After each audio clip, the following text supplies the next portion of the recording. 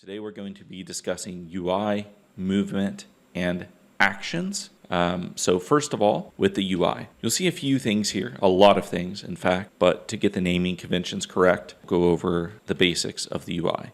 So right here, this screen, this large screen that you're going to be doing your editing on, it's called the 3D viewport. And there are many things you can do here, and we'll get into that very soon. So on the 3D viewport, you'll see your object, your lighting, number of options, as well as the toolbar to the left. We'll discuss that soon too. You'll see some views up here, the orthographic views, and some of the shading and a few other things. So let's go ahead and look at the shading area. So viewport shading, wireframe, you'll see the solid view, see the shading view. It takes a second sometimes to render it. And then you have a render view. The most common views that you will be using throughout your initial starting time with Blender will most likely be the solid and the wireframe.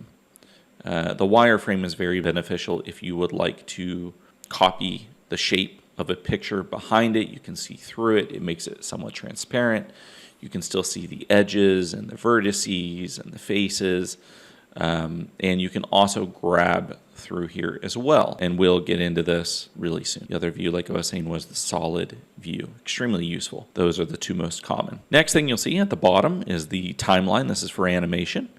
You'll see all of the keyframes here listed. So if I had something animated, I could press spacebar, have it go through the animation, or I could just play animation in a certain sequence. I can play backwards, I can play forward, I can skip, I can go to the end or beginning, and it repeats until you stop it. So that is the timeline. You will most likely not be using that right away, but you will be using it sometime in the future. Scene selection, that's what you see here at the top right. These are all of the assets, all of the objects you've created and that you have in your current environment. You can break them down to see what is included. These are groups, and these are the actual assets within the group. So light, you'll see the light here. Camera, you'll see that. And you can select the group to select everything within it if you would like. And we'll most likely do a tutorial on this later on how to use proper grouping, similar to if you've used other software such as Adobe Photoshop or things like that. You can hide them as needed so you can see more of your specific object that you'd like to edit. And then you can disable this in renders if you would like. Next one down is the properties. And keep in mind this is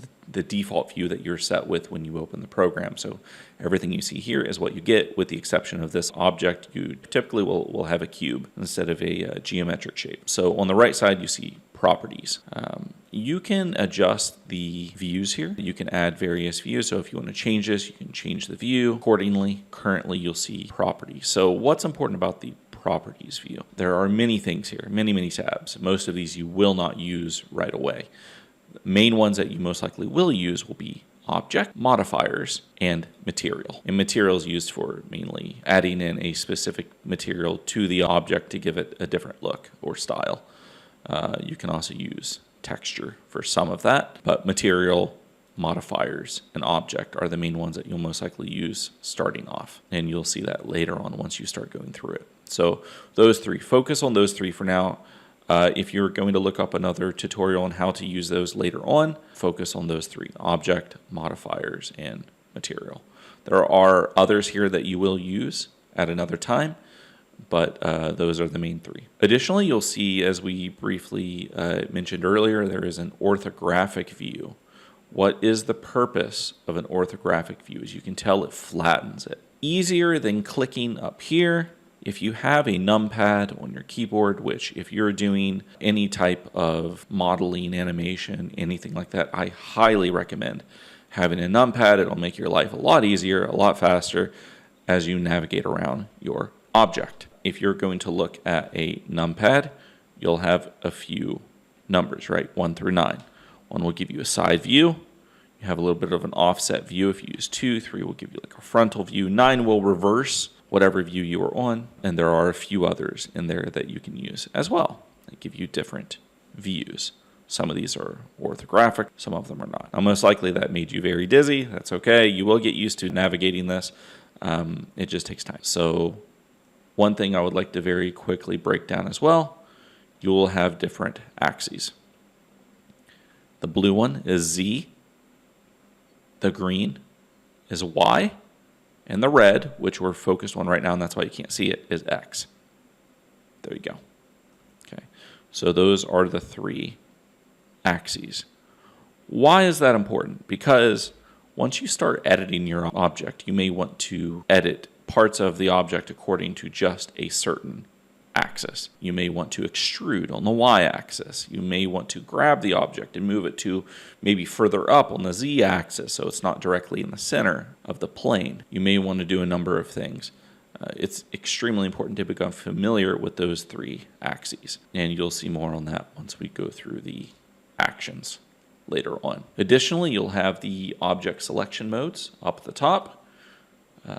Top left, this is extremely important. You will be using these quite often, especially object mode and edit mode. You'll be living mainly in these two, mainly edit mode. You can see you have a lot of options, many more options that you did not have in object mode.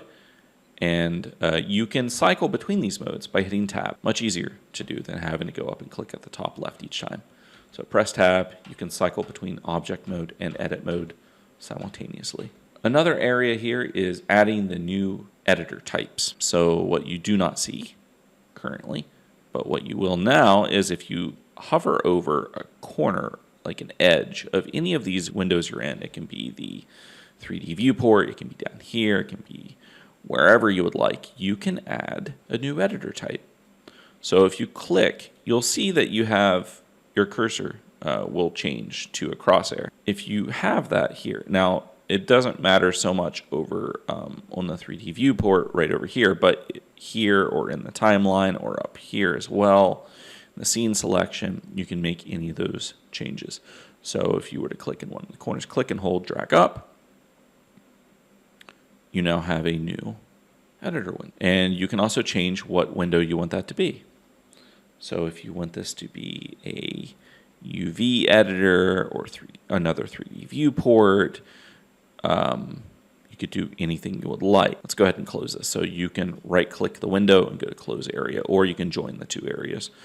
So we'll just close the area. One thing I like to do personally is here at the bottom right of the 3D viewport, I like to drag out, make me another viewport. Oops, excuse me. If you right click, it will cancel your action. Make me another viewport. Okay. And I do this because I like to have multiple views of an object. So let's say instead of having the frontal view, maybe I would like to have a side view, right? And I can go over here and edit this object, and I will see the way it looks on the other view from another dimension.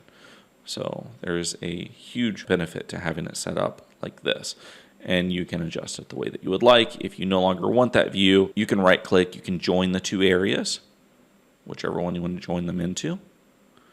And you can adjust it the way that you would like. If you want a specific split for that view, you can right click, go to a vertical split, drag out, and you can see I now have a vertical split. If I wanted a horizontal split, I could do the same thing.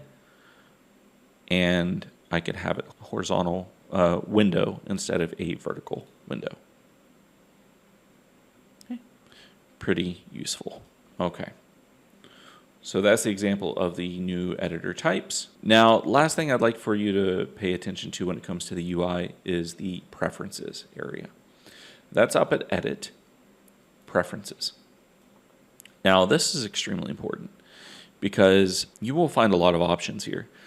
First of all, in Blender 4.2, the add-ons area, which adds in new mods or plugins from various sources, is split. It used to be just under add-ons. So if you're using Blender 4.1 or lower, it'll all be under add-ons. If you're using Blender 4.2 and up, it's now broken up into two areas. You have add-ons, which are, I believe, the native add-ons. And then you have extensions, which you can click on Allow Online Access. If you continue offline, it'll just be whatever you currently have. Go ahead and click on Allow Online Access. It'll check for extensions. And I currently have something wrong with my repository, but that's okay. I'll work on that later. So you could normally search for something under here and find your add-ons that you would like to add in. And once you find the one that you were looking for, just check mark it. It's automatically added and enabled in the app. It'll be there permanently until you change it, even if you log out and log back into the app. The other thing I'd like to show you, which will make your life a lot easier, I found this out kind of late in the game because no one had told me. Very frustrating to have to undo things and then not be able to undo your actions very far. If you go under System, you'll see Undo Steps set by default to 32. Normally that's enough, but if you're like me and make massive mistakes and you're like, wow, I really wish I could go back a lot further because I'm maxed, I can't go back as far as I wanted to, and I really want to undo some major steps that I made that led into a series of mistakes. There is a limit, so be very careful, and they are overwritten. So if you make several changes, let's say you've made 33 changes, then that first step you've made will be overwritten. You'll now only have 32 instead of 33 available. So be very careful with this. The highest you can go up to is 256. You can type in 1,000, it'll still select 256 steps, and it will auto save. Now you can undo up to 256 steps within Blender. So to undo, that's Control Z, as like any other app, but the redo is not the same. Most apps have Control Y for redo. This is not Control Y. So if you want to undo, it's Control Z. To redo, it's Control Shift Z. So let's say, for example, we make an edit here, right?